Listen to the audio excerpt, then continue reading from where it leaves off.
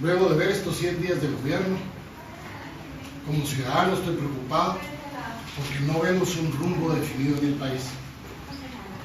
Vemos cómo las cosas se siguen tomando a la ligera, o no se está haciendo lo posible por enfrentar la grave crisis económica que se está viviendo, los problemas en salud, la reforma educativa sigue siendo postergada y los problemas en seguridad siguen estando presentes. Ya no digamos el desarrollo rural y tantas otras cosas que los guatemaltecos estamos esperando.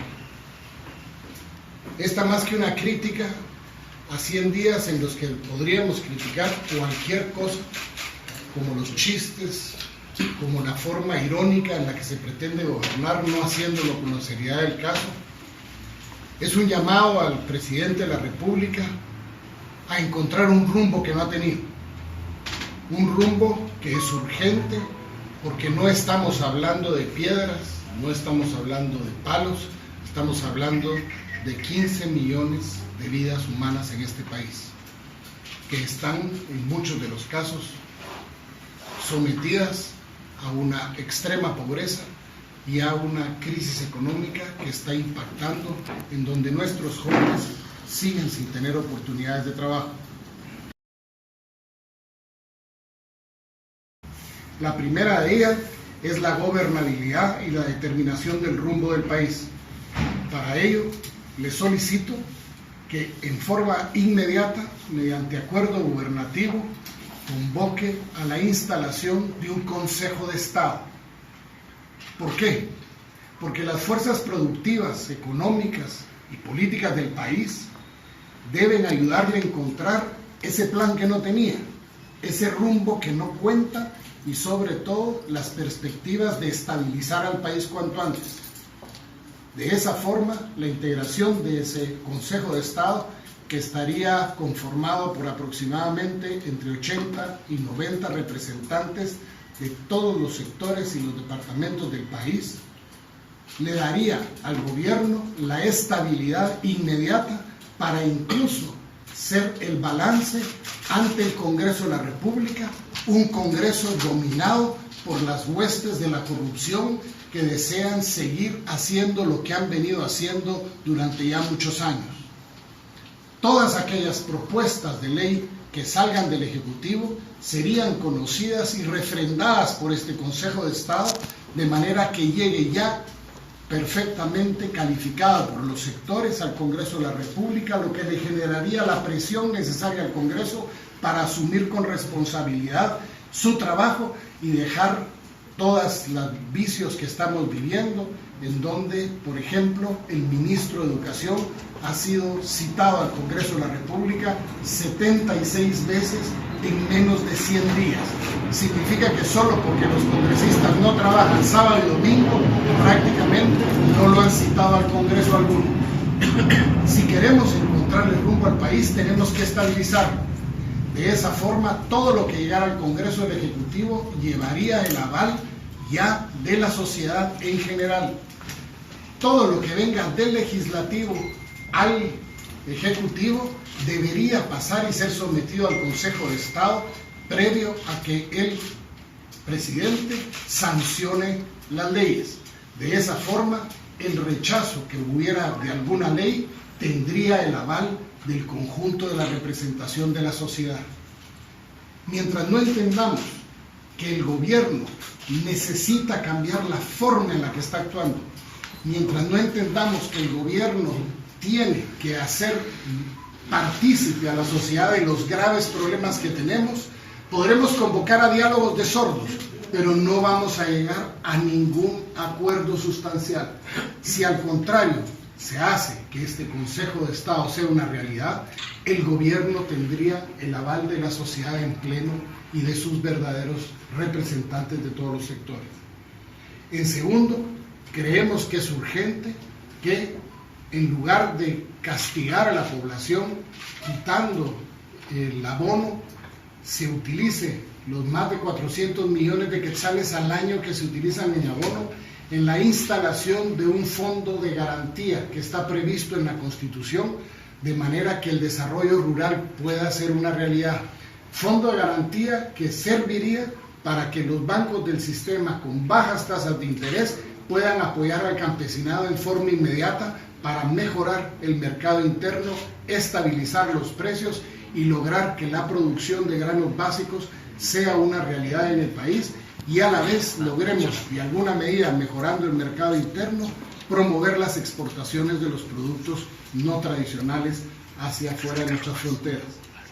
Y el tercer tema es la propuesta de la integración de un fondo de garantía para la vivienda urbana, que eso significaría alrededor de 500 millones de quetzales, cerrando el FOGUABI, el FOPABI y todas aquellas instituciones que han sido corruptas y que no han servido de absolutamente nada para resolver el problema de la habitacionalidad en Guatemala, y se logre el establecimiento inmediato mediante tasas de interés que no deberían de ser superiores al 8%, lograr en plazos de 20 años que los núcleos familiares puedan tener viviendas dignas de aproximadamente 68 metros cuadrados y 100,000 quetzales a pagos mensuales de 798 quetzales. Cuando una persona paga en la terminal por un cuchitril en donde se le mueren 2 hijas, más de 500 quetzales al mes, significa que es deber del Estado darle vivienda a esa gente. Y eso se puede lograr por 798 quetzales al mes. Estas 3 propuestas que hoy hacemos al gobierno, lejos de la crítica, es la propuesta real para hacer productivo al país. No hay mejor manera de levantar la productividad del país que si apostamos a la construcción, lo que daría muchísima mano de obra, y a la vez lograr que el desarrollo rural sea efectivo. Y si a eso le logramos estabilizar el país con la integración del Consejo de Estado, yo estoy casi seguro que dentro de un año, cuando hagamos la evaluación del primer año de gobierno, vamos a sentirnos seguros los guatemaltecos de que por lo menos el presidente del país dejó de ofrecer cosas irreales, dejó de contarnos chistes baratos y se va a compenetrar de la situación del país y proponerse resolver los graves problemas que tenemos. Muchísimas gracias, y si tienen alguna pregunta, con mucho gusto. Señor José, respecto a algunas acciones que han sido criticadas y más recientemente en el caso de destacar 3.000 elementos del ejército a la zona de adyacencia, ¿cómo ve usted esta decisión que toma el presidente Evo Morales? Miren, no me extraña la decisión del presidente Morales. En primer lugar, por precipitada. En segundo lugar, porque quiere pareciera somatar la mesa, dándose un aire de autoridad que no tiene. Lejos de poner la atención en la frontera, debemos exigir a los organismos internacionales una inmediata evaluación de lo sucedido.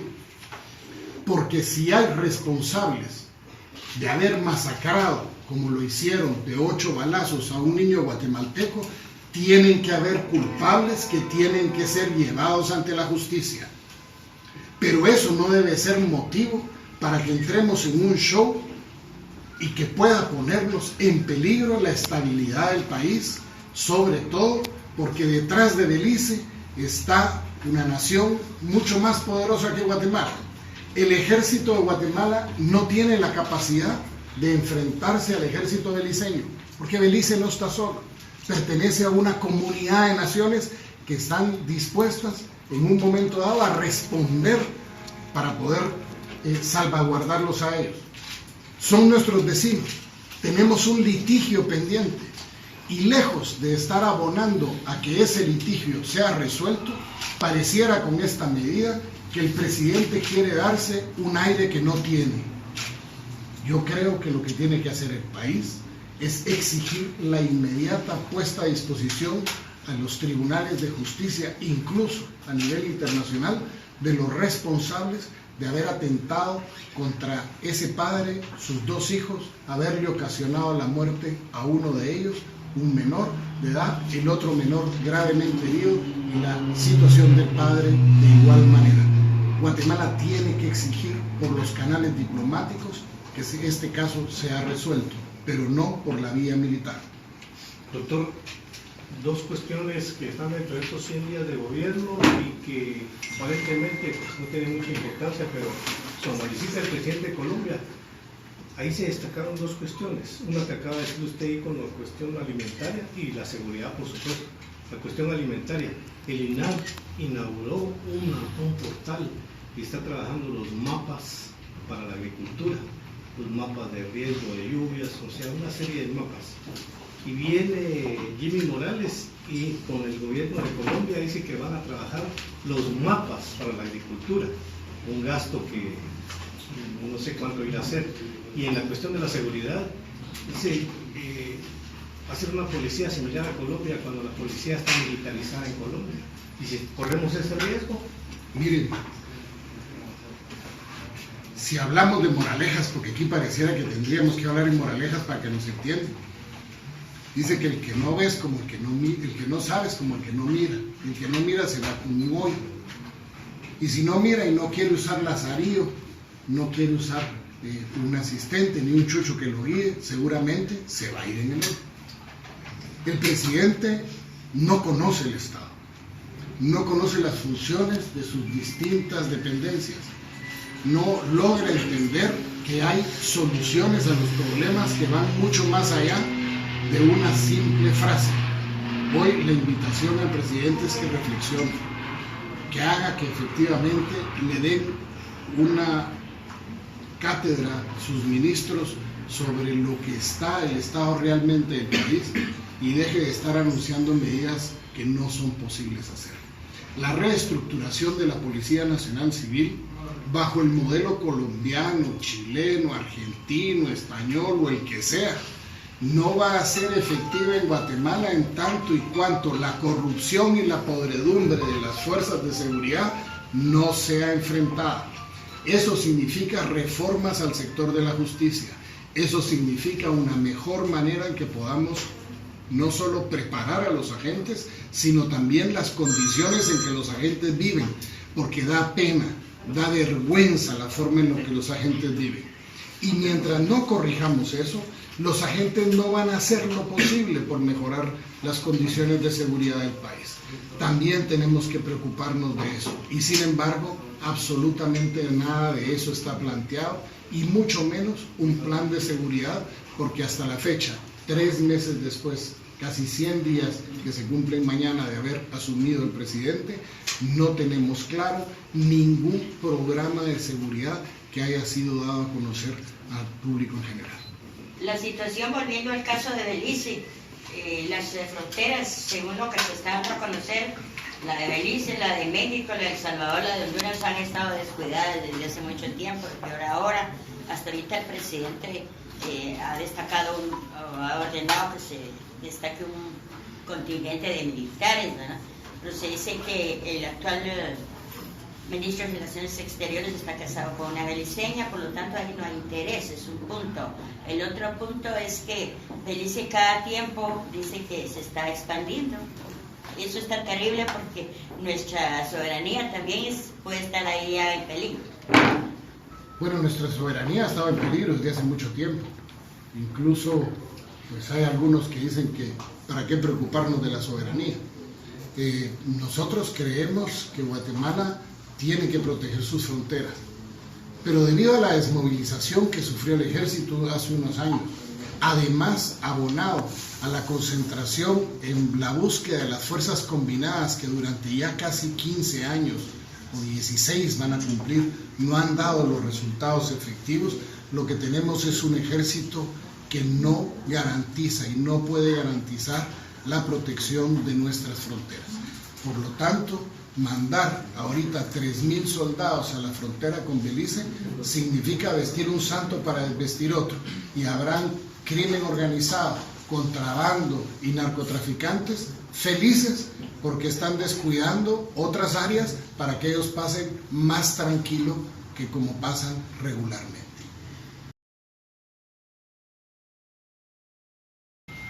Significa la urgente necesidad de readecuar los fondos del Ministerio de Salud, que en el presupuesto actual gracias a que el actual presidente retiró a su gente cuando la discusión del presupuesto, el Ministerio de Salud sufrió un recorte importante. Aquí recordémonos que cuando se estaba discutiendo el presupuesto de este año, el presidente ya electo retiró a su gente del Congreso. Por lo tanto, no solo él descuidó la salud, sino todas las prioridades del país. Aquí enfrentar el problema de la salud es mucho más allá que simple y sencillamente hacer que los hospitales tengan medicinas. Tenemos que entender que se eliminó el programa de extensión de cobertura. Tenemos que entender que hay cientos de puestos y centros de salud cerrados. Si no atendemos en forma prioritaria esa atención primaria en salud, nuestros hospitales jamás se van a dar abasto. Es mucho más barato atender una gripe en un puesto de salud que una bronconeumonía en un hospital. Y nosotros estamos atiborrando los hospitales porque los centros y puestos de salud ni tienen medicinas. Cuando tienen medicinas es vacaciones, y cuando tienen vacaciones y hay medicinas no hay personal. Entonces la realidad es que nosotros tenemos que invertir la forma en la que se está haciendo el tratamiento al sistema de salud. No es únicamente concentrarse en los hospitales. Los hospitales representan, por supuesto, una grave crisis permanente. Es más, el presidente hace ratos debió haber oído las voces que le dijeron que declarara en estado de calamidad el sistema hospitalario, porque Guatemala tiene medicina no de tiempos de paz, Guatemala tiene medicina de tiempo de guerra. Lo que estamos haciendo es atendiendo a los pacientes como si estuviéramos en guerra, en donde los médicos con sus manos tienen que adivinar lo que tiene y tienen que hacer lo posible con sus manos y casi sin recursos. Pareciera medicina de guerra lo que hay en los hospitales del país. Pero eso es consecuencia también de haber abandonado los programas de extensión de cobertura, de habernos olvidado durante el gobierno pasado de atender los centros y los puestos de salud, y el reflejo de esa desatención, de esa indolencia y la corrupción que ha vivido el país en los últimos 8 años ha traído como consecuencia que nuestro sistema de salud esté colapsado. Mientras no haya honestidad, no haya transparencia, sigamos comprando medicamentos sobrevalorados a los amigos, a los cuates, a los que financian campañas, simple y sencillamente jamás el dinero va a alcanzar. ¿La Secretaría debería entonces declararse estado de calamidad? Yo creo que el presidente debió haber oído las voces que se lo dijeron desde que entró. Eso nos hubiera permitido algunas cosas. Por ejemplo, haber tenido la asistencia de organismos internacionales como los fondos de emergencia de la Unión Europea, del Parlamento Europeo, en donde se situaron alrededor de $200 millones que podrían ser, si hubiera sido declarado de calamidad, hubiera podido Guatemala hacer el requerimiento. Los papeles sobre cómo hacerlo, con quién hacerlo, dónde hacerlo y los requisitos a llenar fueron entregados por este servidor al anterior ministro de Salud Pública antes del cambio de gobierno, para que Guatemala inmediatamente hiciera el petitorio para poder solventar la crisis hospitalaria y con los fondos nacionales hacer que el sistema de salud primario, esa atención primaria, fuera una realidad. No lo quisieron hacer y hoy lo que estamos viviendo es, aunque el presidente no lo quiera, un grave estado de calamidad en los hospitales. Lo que pasa es que la gente se está muriendo y el muerto no dice nada. En el tema del Ejército de Guatemala, que se dedica a entregar solo pupitres, 50, 100 pupitres, en lugar de velar por la soberanía de Guatemala, ¿cuál sería su opinión en relación al tema de la ICE que fallece un menor de edad? Bueno, miren, es que aquí el ejército lo han usado los presidentes para lo que quieren. El presidente Morales dice que a cambio de comprar, ahora el ejército lo hace y que no nos cuesta. Eso no es cierto, porque hay que pagarle a los que hacen, hay que comprar los materiales, o sea, costo hay. Que no me vengan a mí a decir que eso no está, que están saliendo gratis, como él lo dice. Eso no es cierto, costo hay.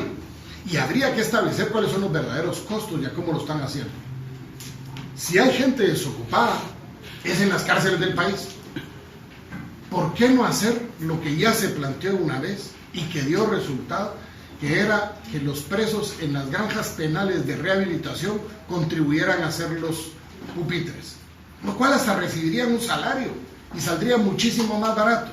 Y podríamos hacer que gente que hoy está ociosa, extorsionando desde las cárceles, haga lo que está haciendo el ejército actualmente, que debería estar protegiéndonos de lo que está sucediendo en nuestras fronteras, pero no solo en las fronteras, de lo que está pasando con el crimen organizado, el tráfico de drogas, las maras, etcétera, etcétera. O sea, aquí lo que estamos viendo es cómo desvestimos santos para malvestir otro, y al final terminamos con dos santos desnudos.